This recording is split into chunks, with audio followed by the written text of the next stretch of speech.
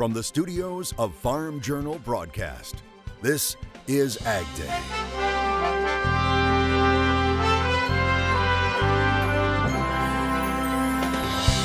Coming up on AgDay, we'll sure miss everybody not seeing them this fall. A fall-time tradition won't be happening in some fields in the plains. I will not accept a bad deal for the American people. The president shares his message about trade in China with the world as U.S. and Japanese leaders prepare to sign off on a trade deal of their own. Nothing is assured in the Trump administration until it happens. AgDay, presented by the Chevy Silverado and the all-new Silverado HD, the strongest, most advanced family of Silverados ever. Good morning, I'm Betsy Gibbon. Clinton is on assignment. Happening later today, both the U.S. and Japanese leaders are meeting in New York City. The two sides expected to sign a trade deal. However, the meeting is not coming without some last-minute hurdles from both sides. Most of the U.S. livestock industry is praising the trade deal. However, a group of key Democrats wrote a letter to the U.S. Trade Representative's office. They're concerned the deal doesn't do enough to help U.S. dairy producers. They say it lacks critical provisions and leaves the sector at an export disadvantage. They've asked USTR for information on how the plan supports dairy farmers. Now, we've been down this path before on datelines and things like that, so nothing is assured in the Trump administration until it happens. I would stress that this will, from what we know, it's an executive agreement and it will not need congressional approvals. The National Milk Producers Federation providing a comment you see on your screen, which says they look forward to seeing the details and how much work needs to be done.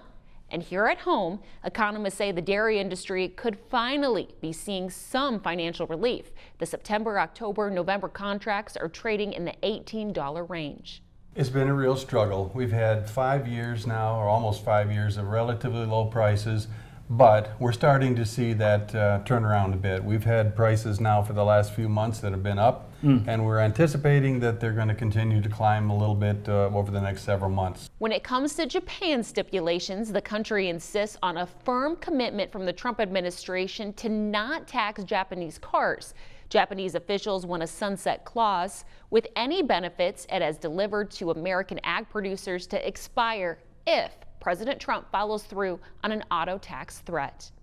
And talks continue with China. Treasury Secretary Steven Mnuchin confirming that talks between the two sides are set to resume in 2 weeks' time. Chinese Vice Premier Liu He will be back in Washington the week of October 7th as he heads the Chinese team meeting with U.S. Trade Representative Bob Lighthizer and Treasury Secretary Mnuchin. President Trump discussing China during his speech yesterday to the United Nations General Assembly. The American people are absolutely committed to restoring balance to our relationship with China. Hopefully we can reach an agreement that will be beneficial for both countries. But as I have made very clear, I will not accept a bad deal for the American people. And while in New York meeting with world leaders, the president was asked about those visits by Chinese officials to U.S. farms in Nebraska and Montana that were canceled last week. Well, they're starting to buy a lot of our ag product, but Steve, could you... That was actually at our request they delayed that. So we didn't want there to be any confusion. They have started buying agriculture. They're going to reschedule that at a different time. The timing didn't work. But that was purely at our request. Why was that our request, just out of curiosity? We didn't want confusion around the trade. Yeah, but I want them to buy farm products. There was no confusion. We want them to buy agriculture. They've committed to buy agriculture, and they're doing They've committed to buy a lot of agriculture, and they're going to start, and they've started. And we should get them over there as soon as. Mnuchin said in an interview with Fox Business Network that the two countries' negotiators had made some progress in easing their trade tensions in last week's deputy-level meetings.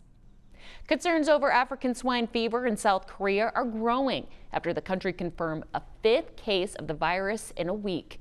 Reuters reporting it was found at hog farms near its border with North Korea. The announcement comes just 1 week after the country found its first case of the disease.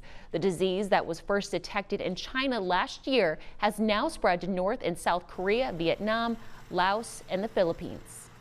A fire that spread through 2 barns killed 4,000 pigs over the weekend. It happened Saturday morning in Lynn Township, Pennsylvania. That's outside of Allentown. Fire officials say the barns were fully engulfed when crews arrived. It's not known what sparked the fire. Those biofuel waivers continuing to weigh on the minds of producers and leaders in the ethanol industry. Now Reuters is reporting the EPA granted some refineries full waivers for last year. That's despite the fact that the Department of Energy had only recommended partial exemptions. That's according to an EPA memo seen by Reuters. The decision by the EPA earlier this year to grant 31 waivers to small refineries sparked anger from those in the ethanol industry. Those waivers given to U.S. oil refiners to blend ethanol into gas. In response, there's word President Trump has tentatively agreed to a plan that will increase the amount of biofuels oil refiners are required to blend each year. The president promising on Twitter to release a, quote, giant package to farmers. It's unknown when details about the package will be released. Corn harvest is starting in portions of the country, and new crop progress numbers from USDA show it's already falling behind. Of the 18 states surveyed, corn is reported to be 7% harvested. That's 4% off the 5-year average. As for condition, 57% is reported good to excellent. That's slightly higher than last week's average. Checking the soybean crop, 54% is rated good to excellent, the same as last week. Harvest is also slowly starting to pick up in the central Corn Belt. Meteorologist Cindy Clausen joins us with an update. Good morning, Betsy. Tim Kilmer saying harvest is off and rolling in southern Grundy County, Illinois. He says it's training day for the crew. USDA says as of the week ending September 22nd, 2% of the corn has been harvested in the state. We'll see what happens next week. Let's take a look at our wind speed forecast for the day. It's going to be around the Great Lakes, upper Midwest, and into some of the northern high plains where we see the strongest winds as we head through the day today. And heading into tonight, things will start to calm down once again. But as we move through our Thursday, we're going to start to see those winds picking up, especially as you get into the northern plains and up into the northern Rockies as well. I'll have more on your forecast coming up, but for now, here are some hometown temps. Introducing Farm Journal TV, on demand 24/7. AgDay, Machinery Pete TV. U.S. Farm Report on your phone and tablet. Download the Farm Journal TV mobile app today. And he's done it again. Randy Dowdy of Georgia just blew away the competition, achieving a new world record when it comes to soybean yields. He has hit 190.23 bushels per acre on 3.27 acres and 179 bushels per acre on 4.23 acres. That breaks his previous yield record of 171 bushels per acre set in 2016. Dowdy credits a mix of optimal sunshine, management, and soil health to those record numbers. He also credits an accumulation of teamwork, effort, and data. You can read more about how he did it by checking out his story right now on agweb.com. How much could producers really make when it comes to growing hemp? One expert breaks down the dollars and cents coming up. And later, what may be missing from that trip to the pumpkin patch in certain parts of the country this year. Closed captioning is brought to you by BASF. Grow smart with BASF. We create chemistry.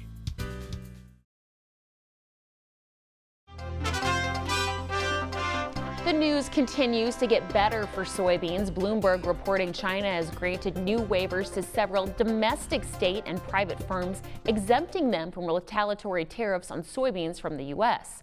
And those waivers would apply on up to 3 million metric tons of beans. Here's more on how the market reacted on Tuesday from the CME. We had mildly bearish numbers overnight with crop conditions actually improving. This late in the game, that wouldn't really be that big of a deal in a normal year, but it makes a difference this year. But you still saw these markets rally. Why did they rally? Well, we're very quiet today. And if we see the markets very quiet and we get some bearish news and the market doesn't go down on news that you thought it should, that means there's not going to be anybody here to help you out of your position. So you're going to have to buy it back yourself or at least squeeze the market higher to do so.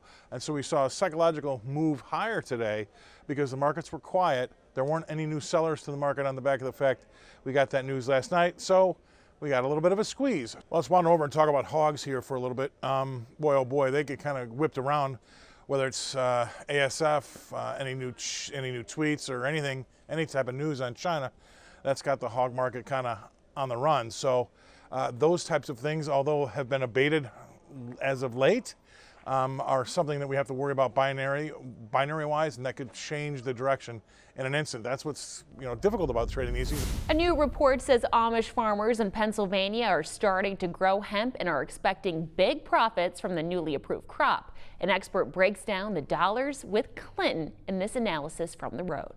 We're joined by Paul Mitchell. He's an economist here at UW-Madison. And Paul, let's talk about the hemp industry, because Wisconsin, there is quite a bit of interest in hemp, and there's growing interest in it. Yeah, Wisconsin has a history in hemp production. Back when it was legal, we were the second largest hemp state after Kentucky, and it's, again, we're in that same boat. Real quickly, when hemp was legalized, Wisconsin jumped into it big time.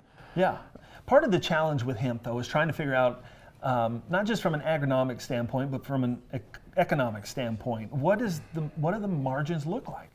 Well, we're just completing a study. We'll be sending it out, writing it up, and sending it out soon. And we've done a survey with about 10% of the growers, asking them what did they spend for costs and what are they expecting in returns and yields and prices. And I was amazed at the numbers. CBD production, the oil, especially for the flowers, the floral CBD, which is the best stuff in terms of pricing.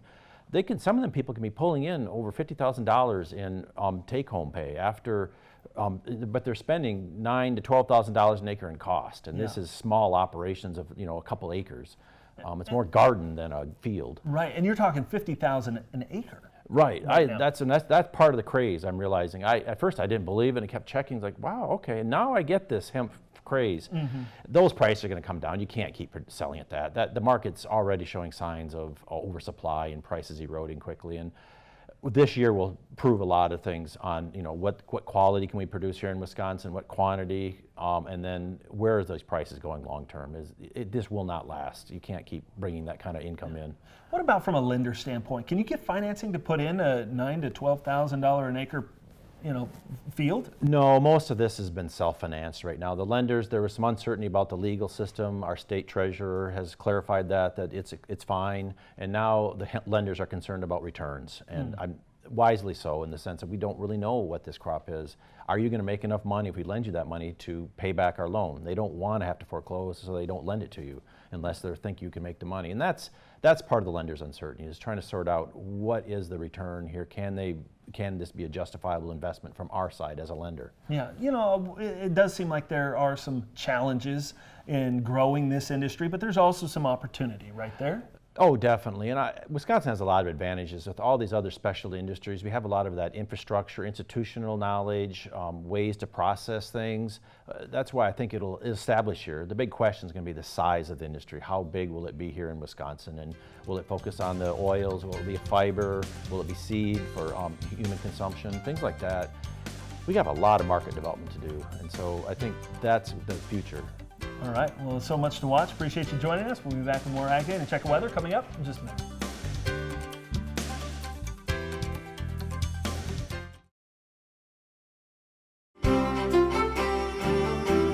Welcome back to AgDay with meteorologist Cindy Clausen. Cindy, temperatures have cooled down just a little bit in some of the Midwest, but I know farmers are concerned about an early frost. Yeah, of course, and so many farmers planted so late this year. Now, luckily, at least in most of the Corn Belt, it looks like we're okay for a while. It looks like we might see some pretty warm temperatures as we get into next week. So stay tuned to the end where we get to the jet stream.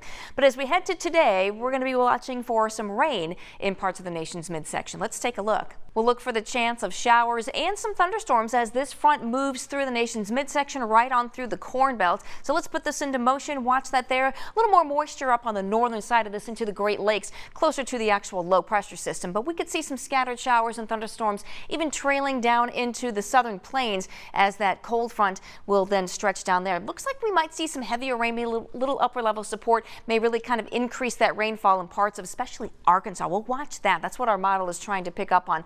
More rain start to entering the Pacific Northwest there, and we will see that moving in as we head through our Thursday. High pressure starts to settle into much of the Corn Belt and Great Lakes. Keep you a little drier there for Thursday while that rain moves off into the southeast. And again, some scattered stuff as we move across much of the southern tier of states. Some spotty stuff in the northeast as well. Precipitation estimate over the past 24 hours really has been kind of in the far northwest. You can see where that low pressure system is in the front, kind of trailing down. We add the next 24 hours to that and everything moves to the east. But as I was mentioning, kind of southern Missouri, northern Arkansas, there's kind of at least our model is showing a sort of focus where we have some heavy rain coming on down. All right, temperature-wise, a little more seasonable as we get into the northern, well, say half or so of the United States. Still a little bit warm in the south central United States. As we get into the overnight hours, we'll watch those low temperatures. Obviously, that's a big concern for everyone. And we're going to see some 40s in some of the northern plains, upper Midwest, into some of the northern Rockies as well, maybe even the far northeastern part of the country. But then as we get into tomorrow, kind of similar on those temperatures, and we'll see things again in the 80s and 90s across the south, and cooler and more comfortable 60s and 70s across the north. Now watch what the jet stream is doing. Kind of a bit of a zonal flow, but you've got this trough along the much of central Canada there, a ridge in the west. That's going to bring some warmer temperatures there, but watch what happens as we see another trough digging in the west, but we really start to see some warm air really building in the east, and watch what happens next week. Boy, that really warm air starts to settle in, cooler and more stormier out in the west. That's your national forecast. Now let's check on the weather where you live. Wilson, Wyoming, abundant sunshine for you today with a high of 68 degrees. Crocker, Missouri, scattered showers and thunderstorms with a high of 80 degrees. And Gordonsville, Virginia, plenty of sunshine with a high of 81 degrees. See what was found in one produce shipment coming over the border from Mexico. Plus what the FDA is doing to try to stop more E. coli outbreaks from romaine lettuce next. Your next piece of equipment is on MachineryPete.com. Search equipment from dealerships across the country to find what you're looking for. Only on MachineryPete.com.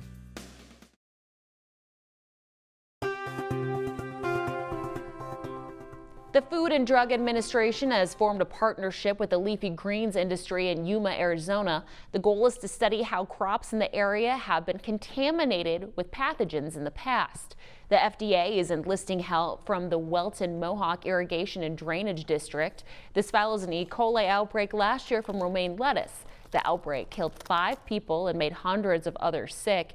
Investigators found the same E. coli strain in canal water that passed near a cattle feedlot. An assessment of the area narrowed the scope of the outbreak, but questions remain, including the specific source of the E. coli. Customs officials continue to work to stop the flow of drugs into the country, and they have found yet another stash and a shipment of fresh produce. Take a look. U.S. Customs and Border Protection officers found this heroin and cocaine in a commercial shipment of produce in South Texas.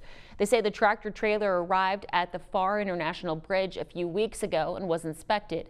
The value of the heroin, over $1 million.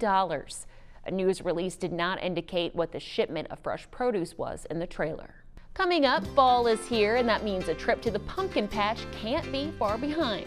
But some people may find empty fields. The details next.